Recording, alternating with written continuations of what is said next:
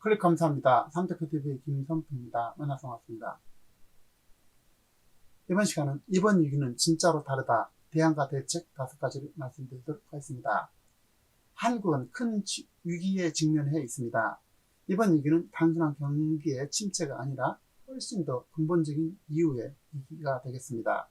한국은 코로나 이전 2019년도 5월 초에도 OECD에서 경제 성장률이 가장 부진했던 꼴찌 국가였습니다. 자, 내용 보시죠. 한국 경제 성장률 OECD 22개국 중 꼴찌라는 기사가 있는데요. 이것이 2019년도 5월 19일입니다. 자, 1분기 마이너스 0.34%로 라트비아, 멕시코보다 더 낮다는 것입니다. 자, 그래프상에서 확인하겠습니다. 자, 한국은 전체에서 꼴찌입니다.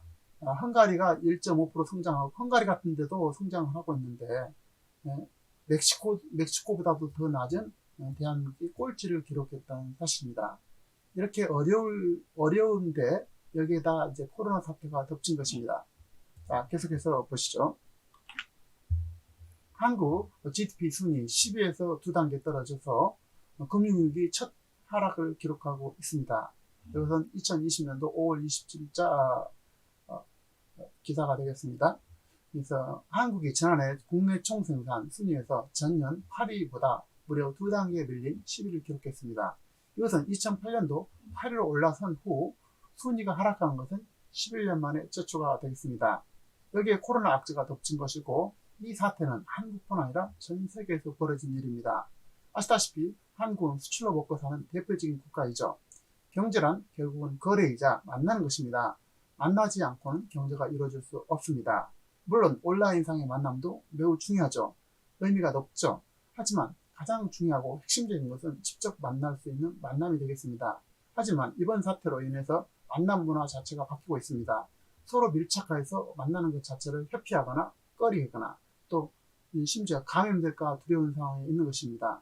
자, 계속 보시면 올해 마이너스 성장 전망으로 따라서 한은은 기준금리를 0.5% 인하했습니다.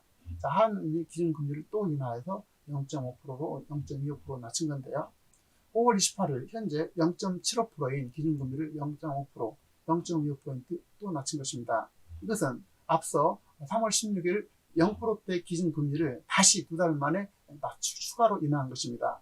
이것은 기축통화국이 아닌 나라에서 가장 할 수 있는 최대의 할 수 있는 모든 수단을 다 동원한 것이다. 이렇게 이해하셨으면 되겠습니다.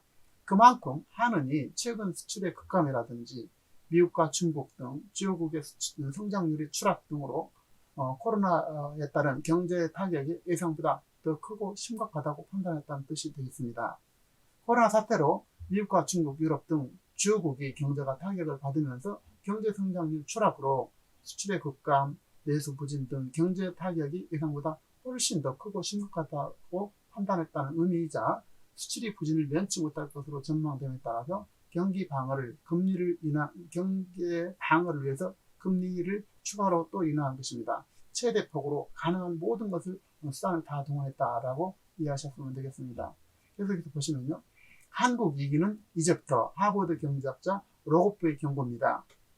자, 이번 사태로 세계 경제의 근본적으로 개편이 이어질 것이고 V자 반등은 가능하지 않다. 그래서 이게 희망을 아예 꺾고 있습니다. 한국은 아시아의 경제 수출 의존도는 상당히 높죠. 가장 높은데요. 이 점에서 가장 상황이 좋지 않다는 것입니다. 이는 아시아 각국 경제 상황이 오랫동안 어려움을 겪으리라는 징조라고 지적하고 있는데요. 로고프 교수는 세계 경제 석학으로 예일대를 졸업 후 국제통화기금 이코노미스트를 거쳐서 하버드대 스타 경제학 교수로 재임해 왔습니다. 한국은 대의존도가 전 세계에서 가장 높은 70.3%입니다. 보호무역주로 회귀하는 시대에 변화의 가장 큰 피해자가 피해국이 될 것으로 볼 것은 너무나 불보듯 뻔하다는 사실입니다. 보시면요, 한국은 수출 의존도라든지 수입 의존도에 있어서 거의 최상층에 속해 있습니다. 그래서 이게 한국은 37.5%가 수출을 의존하고 있고, 수입은 31.3%가 의존하고 있는 것입니다. 합해서 70.3%가 되겠죠. 그리고 자, 코로나 사태로 보호무역주의 확대 부추길 때 전문가들은 내다보고 있는 것입니다. 자, 보시면요. 세계 각국이 신종 코로나 바이러스 감염증 사태로 인한 경제 손실을 만회하기 위해서 보호무역주로 도입할 가능성이 높다는 전문가의 진단이 나와 있습니다. 이것은 전문가 아니더라도 이제 대부분 사람들이 알고 있는 사실인데요. 자, 코로나가 전 세계 180개 국가로 확대된 가운데 일부 국가들의 의료품 수출을 제한하고 있으며 식료품 등 다른 부문으로 수출 제한 범위가 넓어질 가능성이 있다고 했는데요. 사실은 이것은 이미 진행이 됐습니다. 자, CNBC에 따르면 보호무역주의가 앞으로 한층 강화될 수 있다며 의료품뿐 아니라 식료품에도 영향을 미칠 것이라고 말했습니다.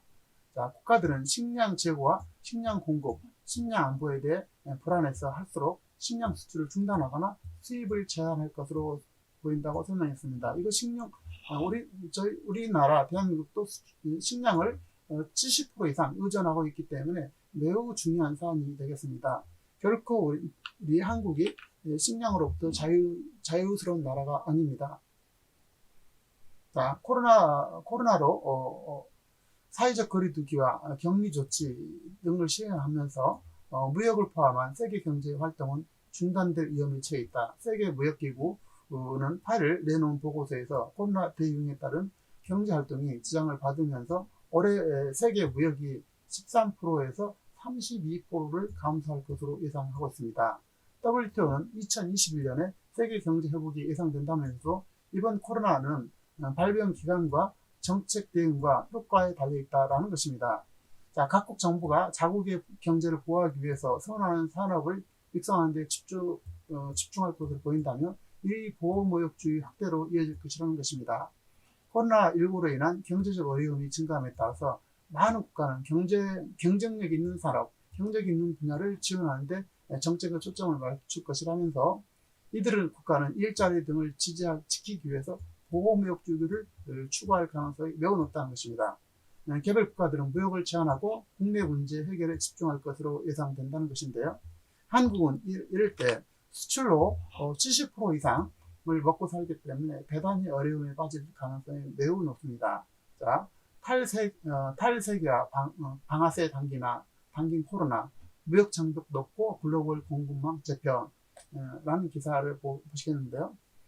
주요국이 무역 장벽 강화 움직임, 자국 산업 보호의 우선이다 이거죠. 다국적 기업 80% 코로나 사태로 리쇼링, 번국 폐기를 검토 중이라는 것입니다. 그런데 반기업인 상태에서 반기업 정서가 매우 높은 본국으로 소환할 우리 한국으로 들어올 기업이 거의 없다는 데 문제가 있습니다. 그래서 기업하기 좋은 나라로 재편하지 않고서는 한국은 매우 더 어려워질 것으로 보입니다. 전 세계를 확산한 코로나가 각국의 탈세계화 움직임을 부추기고 있습니다. 전염병 확산에 따라 심각한 경기 침체에 빠진 각국이 자국 산업을 보호하기 위해서 무역 장벽을 더욱더 쌓아올리고 기업들은 그동안 구축한 글로벌 밸류체인 공급망을 자국 지역 중심으로 재편하는 흐름이 포착되고 있는 것입니다. 최근 탈세계화 추세를 가장 명확하게 보여주는 것은 주요국의 보호무역 조치가 되겠습니다. 미국, 유럽 등 주요국은 코로나 사태로 자국 산업의 위기에 처하자 무역 장벽을 높이는 방향으로 대응을 하고 있습니다. 자, 그는 계속해서 이야기합니다. 우리는 우리 앞에 닥친 깊은 경기의 침체의 고래에 있어서 단순한 경제 성장률을 분석하는 건 아주 훌륭한 도구는 못 된다는 것입니다. 경기 침체에 진입하기 전 1인당 국내 총생산 수준을 회복하는지가 유효한 척도가 되는데요. 그런데 3분기 경제 성장률이 V자 반등한다고 가정을 해보더라도 이는 가짜 성장이라는 것입니다. 왜냐하면 이렇게 실업률이 매우 높은 데다가 이미 경제가 50% 이렇게 곤두박을 쳤다가 다시 25% 반등한들 소용이 없다는 것입니다. 가장 중요한 것은 이제 팬데믹이 풍토병으로 진화했다는 것입니다. 이것이 굉장히 지금 중요한 지적을 하고 있는데요. 지금 감염병이 이렇게 풍토병으로 자리 잡고 있다는 것입니다. 진화하고 있다는 것이죠. 그래서 백신이 개발되기 전 2, 3년차 감염 확산이 있을 거라는 또 점이 되겠고, 이것은 일상생활을 재개한다 하더라도 예전과는 다른 형태로 재개될 것이고, 중소기업들은 회복 불가능한 타격을 입을 수밖에 없다는 것입니다. 단순한 경기 침체가 아니라는 것이죠. 세계 경제 시스템은 근본적 개편으로 이어질 수밖에 없는 타격을 받을 것이다 라고 경고를 하고 있습니다. 자, 계속해서 보시면요. 수출은 두 가지 이유로 점점 더 어려워질 텐데 경기 회복이 더딘 속도로 이루어질 것이라는 이유와 그 과정에서 각국이 보호무역주의를 택할 가능성이 매우 크기 때문에 그렇습니다. 이미 이 징조는 나타나고 있죠. 아시아는 이제 다음 질문에 대비해야 된다. 미국이 해외가 아닌 국내로 눈을 돌리는 상황에서 재팬들 세계에 어떻게 적응할 것인가. 대한민국이 가장 최한 문제가 되겠습니다. 세계화 후퇴로 인해서 지금까지 우리가 당연한 것으로 받아들였던 인플레이션이라든지 플러스 금리 기조가 뒤바뀐다는 것이죠. 그래서 이미 인플레이션이 아니라 디플레이션이 됐고 이제 플러스 금리가 아니라 마이너스 금리로 이렇게 기조가 바뀌었죠. 경제 성장률은 얼마나 또 떨어질 것인지 각국 정부가 직면한 포퓰리즘 정책에 대한 압박으로 우리 경제 시스템 자체가 바뀔 것인가 같은 근본적인 질문에 답해야 한다는 것입니다. 한국 등 아시아 경제는 수출 의존도가 매우 높죠. 그래서 이 상황이 매우 좋지 않다는 것입니다. 이는 아시아 각국 경제 상황이 오랫동안 어려움을 겪을 것이라는 징조라고 지적하고 있습니다. 이번 코로나 사태는 점차적으로 풍토병, 고질적인 풍토병으로 진화하고 있다고 앞서 지적한 것처럼 말씀을 하고 있는 것이죠. 또 다른 코로나가 다시 몰고 올 가능성이 매우 높다는 것입니다. 미국은 중국을 이번 기회에 악의축으로 없앨 대상으로 판단한 듯합니다. 이 팀에서 한국은 생존을 모색해야 할 것이고 각국 보호무역이 강화되는 시대에 각자 도생의 시대로 흐르고 있다는 사실입니다. 그래서 우리는 여기에 대한 대응과 대책을 가져야 할 것인데요. 첫 번째로는 시대의 흐름과 변화에 충분히 대응해야 할 것입니다. 문제는 경제가 가장 중요한 요소가 되겠는데요. 버는 것도 중요합니다. 그렇지만 잃지 않는 것도 버는 것보다도 더 중요할 수 있습니다. 경제가 성장이 어렵고 경제가 어려울 때는 잃지 않는 것이 가장 중요합니다. 그리고 아무리 금리를 인하한다 하더라도 채무는 밤낮으로 시간만 지나면 이자가 붙고 위기에 가장 주의해야 할 대상이라는 사실을 늘 경계해야 할 것입니다. 아무리 확실한 투자라 할지라도 최악의 사태를 대비해야 그래서 채무를 관리를 할 필요가 있습니다. 두 번째는요. 각자의 자질과 역량을 최대한 발휘하고 장점을 살려서 전문 분야를 개발해야 할 것입니다. 세 번째는요. 소박한 삶에 적응할 줄 알고 유연한 사고, 넓은 시각이 필요합니다. 변화에 신속한 적응은 어느 때보다도 중요한 시점에 있다라고 말씀을 드립니다.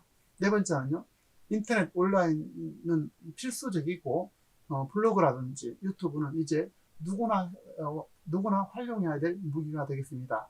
생존을 위한 수단으로 받아들이고 익히고 배우고 익힐 필요가 있다라고 말씀을 드립니다. 다섯 번째는요. 식료품을 제공하고 먹거리가 보장되는 기촌 기사는 최악의 사태에도 가장 안전한 생존의 수단이 될 수 있다는 사실을 꼭 기억하시기 바랍니다. 그래서 가장 어려울 때는 기농 기촌 기산을 통해서 우리가 생존을 도모할 수 있다. 그래서 미리 이런 부분들을 체크하고 준비한다면 위기에 처했을 때 생존을 확실하게 보장할 것이라고 믿습니다. 자, 전체적인 내용이 궁금하신 분들은 좋아요, 알람 설정 바라고요. 다음 시간에도 참신하고 유익한 정보로 찾아뵙도록 하겠습니다. 고맙습니다.